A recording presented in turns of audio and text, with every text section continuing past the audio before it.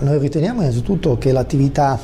della marineria siciliana sia assolutamente necessaria da difendere, da salvaguardare e da garantire, se non altro perché rappresenta uno dei più importanti segmenti economici del nostro territorio, per cui il senatore Enzo Gibino, in raccordo con l'intero gruppo senatoriale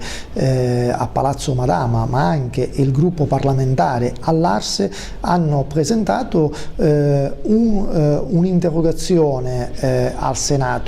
rivolta al Ministro degli Esteri, rivolta al Ministro dell'Agricoltura, e una mozione rivolta al Presidente della Regione siciliana Rosario Crocetta per garantire un principio costituzionalmente garantito, il diritto al lavoro, e in questo senso il diritto delle nostre marinerie a poter espletare, esercitare la propria attività lavorativa nei mari e nel mare internazionale, laddove la pesca non soltanto è possibile ma è ammessa e deve essere tutelata e salvaguardata. Purtroppo ci rendiamo conto che ultimamente abbiamo delle azioni predatorie fatte, potremmo dire predatorie fatte dalle autorità estere, in questo caso le autorità egiziane, che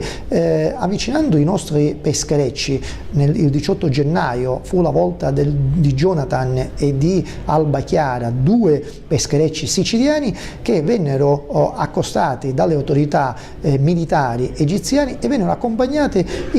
presso il loro territorio. In quel luogo vennero fermati e trattenuti l'equipaggio, e in più venne sequestrato tutto il pescato.